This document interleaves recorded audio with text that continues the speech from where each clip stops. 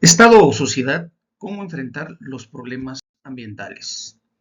Quisiera iniciar con una cita del célebre Thomas Malthus, quien en 1789 planteaba si el poder de la población es tan superior al poder de la tierra que tiene para producir los productos necesarios de la subsistencia del ser humano, la muerte prematura se presentará ante la raza humana de alguna u otra forma. Esto dicho en su famoso ensayo sobre el principio de la población.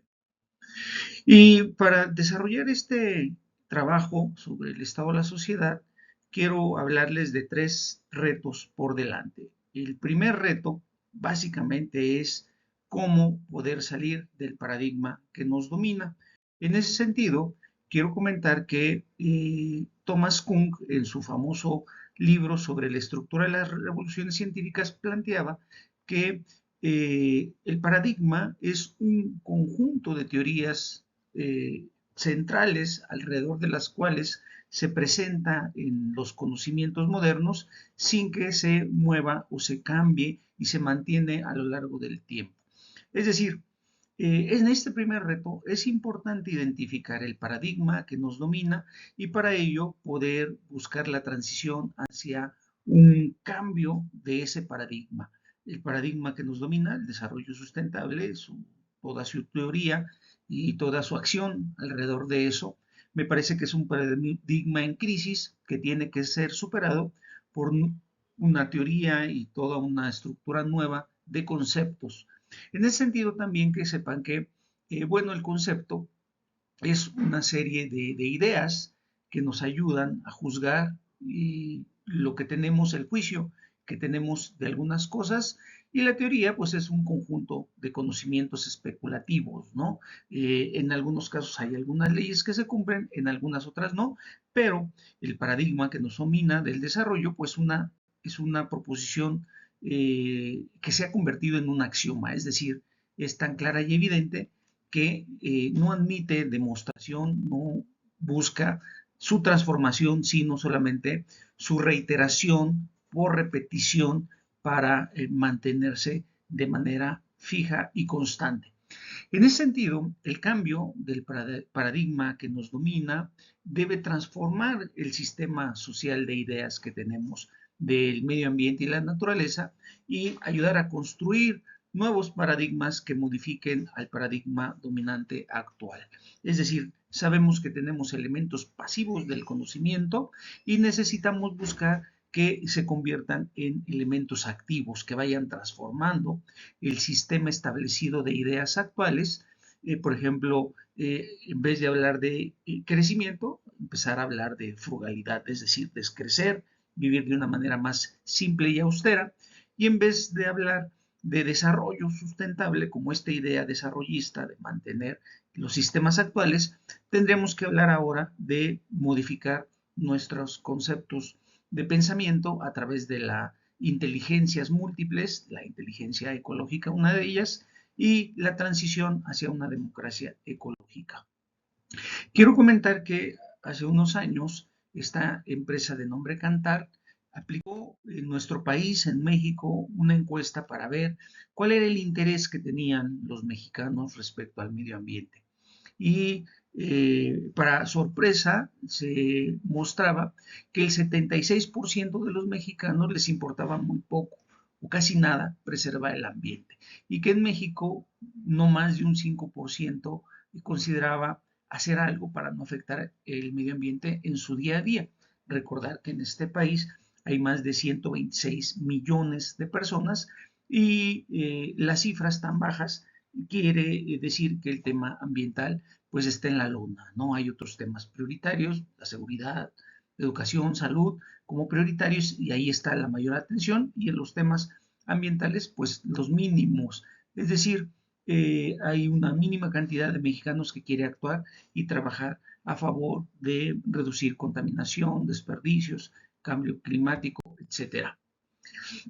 El segundo reto que les quiero hablar en esta charla es acerca de, para transformar este sistema de ideas, para modificar este paradigma que nos domina, entender cuáles son nuestros referentes.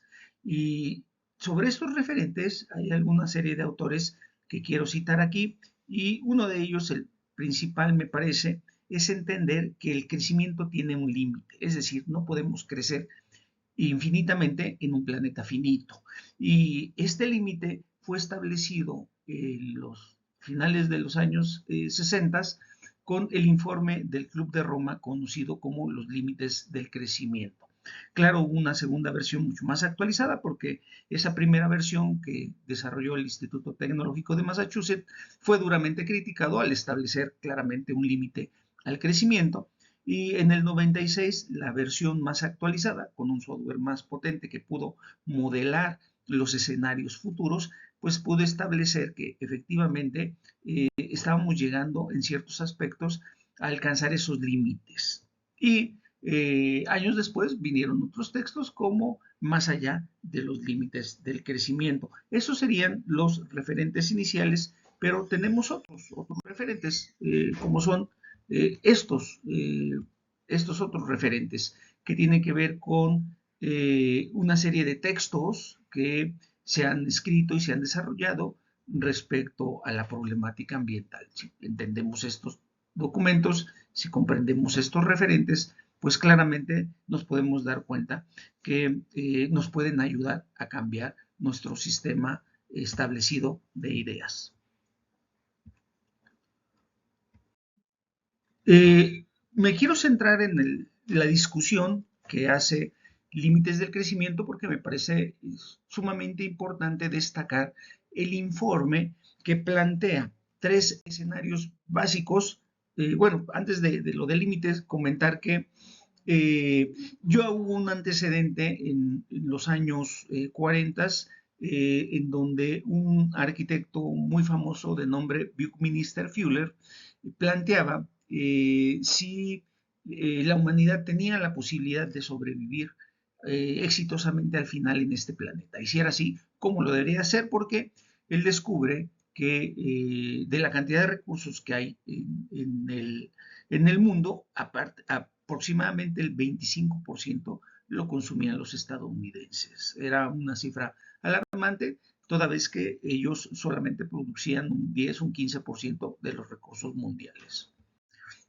Bueno, también en México hubo un antecedente al tema de límites de un autor ya fallecido, argentino, Mauricio Schweiger, que escribió un libro que se llamó Límites del Crecimiento y Cambio Climático y una segunda versión, me parece aún no publicada, sobre la larga marcha al reconocimiento de los límites. Estos son referentes que nos plantean los escenarios de cómo sería en la sociedad vivir con los recursos que la propia sociedad produjera, es decir, no extraer los recursos de otras regiones del mundo, a lo que se le conoce como el estado estacionario, que era una condición un poco complicada por las cuestiones de intercambio y la necesidad de consumos, de recursos, de consumos que las propias sociedades contemporáneas tienen.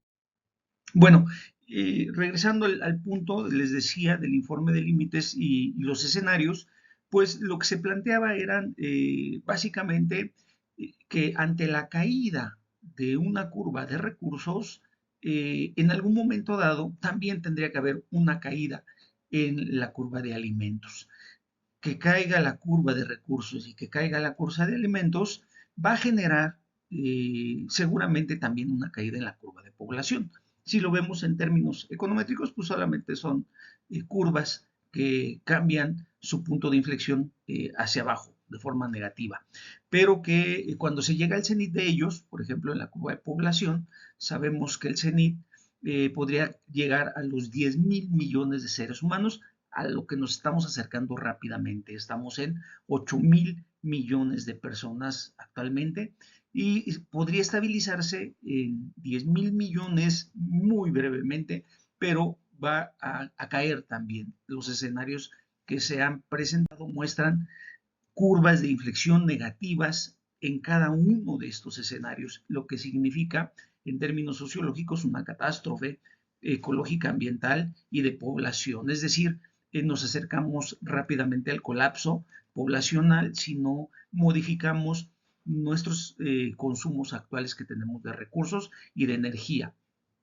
Todos, quiero comentar claramente que todos los escenarios que plantea el Instituto Tecnológico de Massachusetts, todos y cada uno de ellos, a lo largo de los años que fueron moldeados, siempre llegan a puntos de inflexión negativos a lo largo del tiempo y que, por tanto, es menester reconocer la necesidad de un cambio de paradigma al crecimiento, ¿no?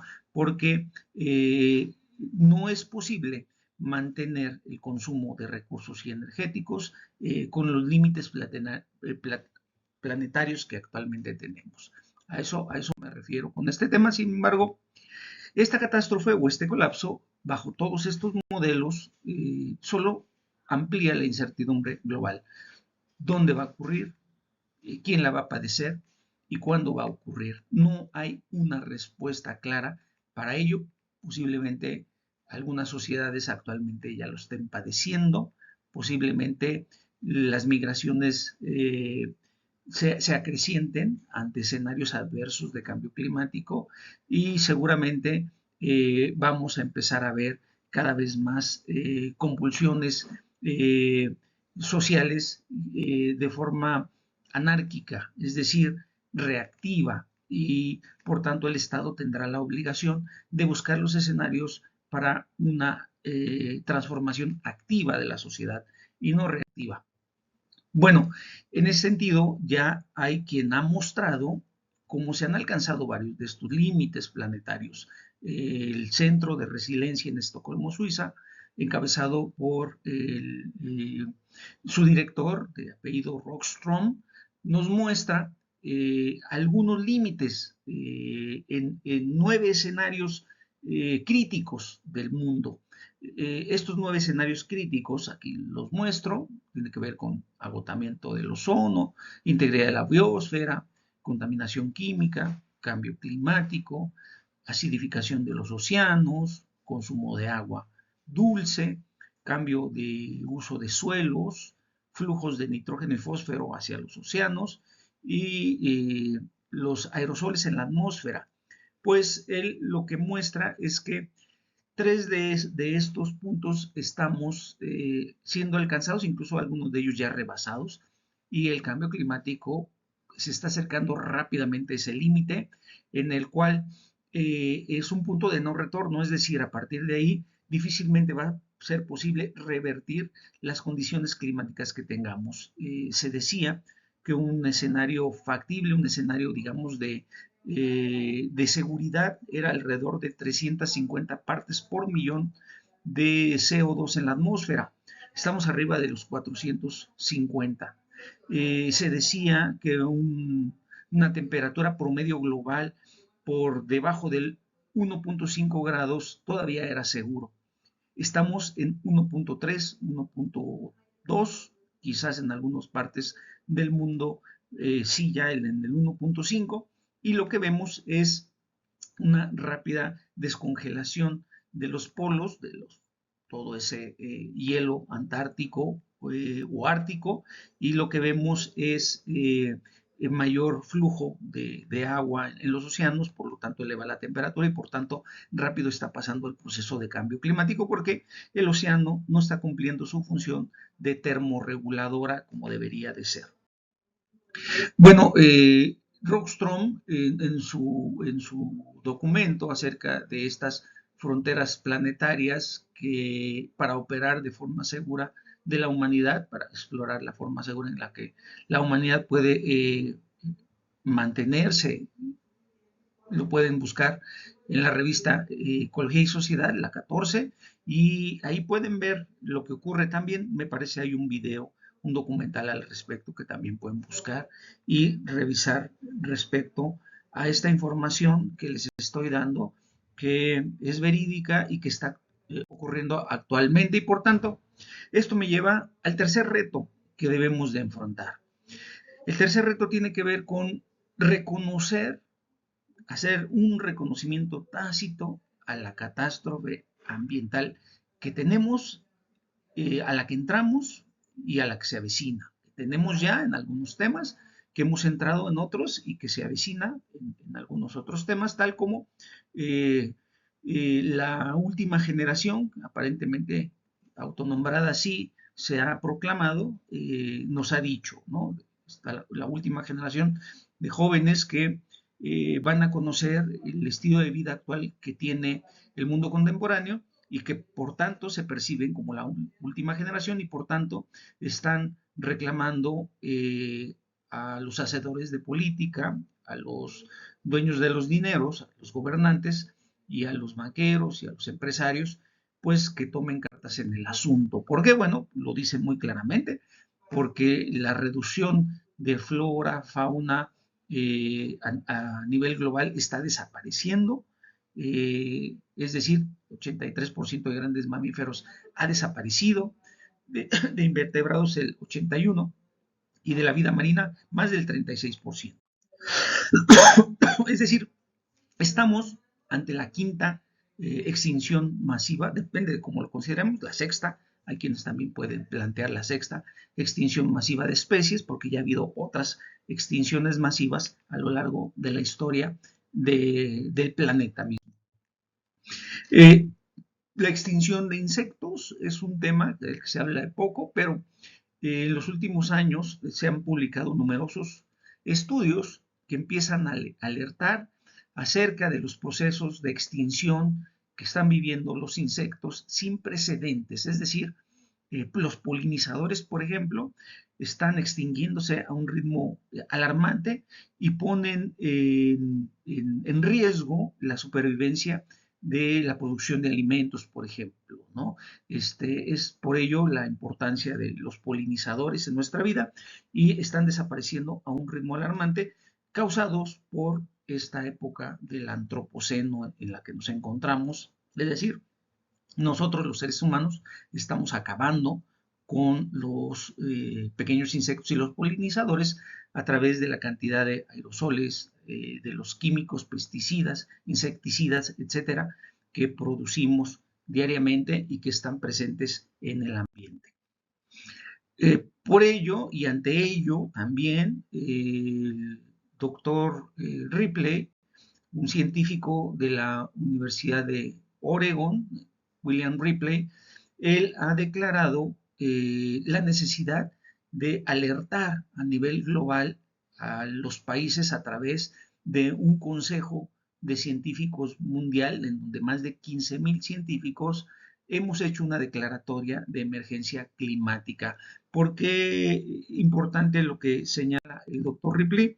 Bueno, pues porque ellos han advertido que los signos vitales del planeta son muy preocupantes, ¿no? Porque ponen en riesgo la supervivencia y el progreso de la humanidad para atender los temas prioritarios como el cambio climático. Los datos que se muestran son una obligación moral de advertir claramente a la humanidad de cualquier amenaza catastrófica, así han necesitado, han pedido cambios urgentes a nivel global. La declaratoria de emergencia es inminente ante lo que está ocurriendo en el mundo. Bueno, pues porque plantean que si bien la población sigue un ritmo de crecimiento exponencial, como si fuese exponencial su crecimiento, en ese sentido el consumo de una serie de energéticos también tiene ese ritmo de consumo, pero como decía el Tecnológico de Massachusetts, con límites del crecimiento, ante una caída de estos energéticos, pues va a haber una caída en las curvas de recursos. Por ejemplo, la curva de recursos forestales en el Amazonas prácticamente está cayendo drásticamente, ¿no? Estas son algunas curvas que se ven y ante ello les comento, la curva de la caída de población también se vuelve inminente. Este es el panorama desde el Estado y sus hacedores de políticas públicas. ¿Cómo enfrentar, decía la charla al inicio, los problemas ambientales? Creo yo que con una sociedad civil mucho más organizada, con una sociedad civil ideal en donde este sector social, es decir, el tercer sector de la sociedad, con eficiencia y eficacia mantenga la legitimidad en el discurso y pueda construir una visión alternativa a lo que el Estado nos otorga, como a través de la participación social, de la participación ciudadana. Dependiendo del sector en el que se encuentre, pues esta participación va a ser más o menos efectiva o eficiente o incluso legítima. Es decir, si la sociedad se acerca más al sector gobierno, a lo mejor la legitimidad puede ser menor. En ese sentido, déjeme explicar un modelo del panorama que pudiéramos tener en materia de movimientos sociales urbanos. Los movimientos pueden ser reactivos o pueden ser participativos. Si induzco la necesidad de establecer canales de diálogo y comunicación con la sociedad, estoy trabajando la perspectiva participativa de la sociedad. Si limito esos canales, si los reduzco, si mantengo nada más la visión unilateral del gobierno, la participación puede ser reactiva individual o en algún momento esa reacción individual puede ser violenta, puede salir a la calle y puede ser grupos reactivos de participación de las cuales creo que nadie estaríamos de acuerdo que ocurrieran. Es decir, los individuos pueden hacer valer sus derechos de forma individual o colectiva. Pero qué mejor si lo pudiéramos llevar desde lo colectivo a la participación y no desde lo colectivo o lo individual a la reacción. Dos visiones en ese sentido, puede ser optimista, con acciones con las cuales la sociedad mantenga los canales adecuados del diálogo y la participación, o pesimista y reactiva, con los cuales se puede convertir y salir de control la participación. Por lo tanto, creo que es muy importante para superar las crisis, sobre todo esta, la ambiental que enfrentamos, pues la necesidad de una participación abierta, plural, en la construcción de lo que hemos conocido como una democracia ecológica, tal como planteaba en los términos que ha planteado el propio Alain Touraine en Francia. Bueno, nosotros estamos en un nivel de participación social muy bajo, muy bajo. Estamos en un nivel de participación solamente de consulta, a veces ni de información. Esos son niveles muy bajos de opinión sobre algunos problemas. Son participaciones procedimentales, porque el procedimiento lo demanda.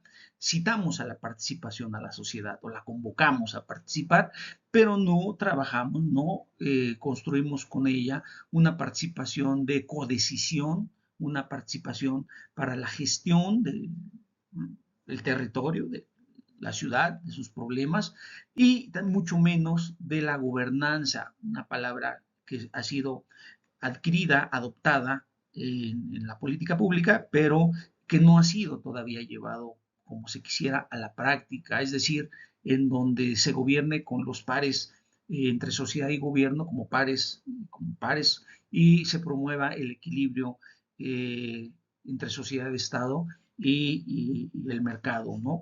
Como en ese modelo ideal del que hablaba hace un momento. Bueno, la ciudadanía se ha convertido en enemiga del Estado, la ciudadanía y quienes participan al frente de los grupos de interés ambiental son los enemigos, parecieran los enemigos por el número de asesinados que tenemos. Tanto periodistas como activistas ambientales, y México aparece entre los primeros 5 o 6, ahí aparece, ¿no? Lo que le ha ocurrido a los activistas por asesinados, ¿no? Es una crisis que hay ahí. Creo yo que ha existido una transición de la política. Este documento inicialmente lo trabajó Enrique Provencio y él llega acá, un autor mexicano, él planteaba que había 4 etapas de la política ambiental. Creo yo que ya estamos en una quinta etapa, esto ya es mío, la quinta etapa, en donde la orientación de la política pues debe ser de gestión integral, en donde tenga un enfoque de corresponsabilidad y el estatus de la participación sea tipo de gobernanza. Es un poco como ha transitado los sectores en donde se ha encontrado y el enfoque que se le ha dado a la política. Es un poco lo que muestra esta imagen que ustedes ven aquí. También otro tema que me parece fundamental es el de los presupuestos. En la gráfica pueden ver ahí el pellizco del presupuesto de los 2 billones y tantos de pesos del presupuesto federal anual, pues le toca muy poco al sector ambiental. Actualmente va como por el 3.5%, pero es realmente muy poco. Es decir, no podemos hacer una política efectiva en la materia con unos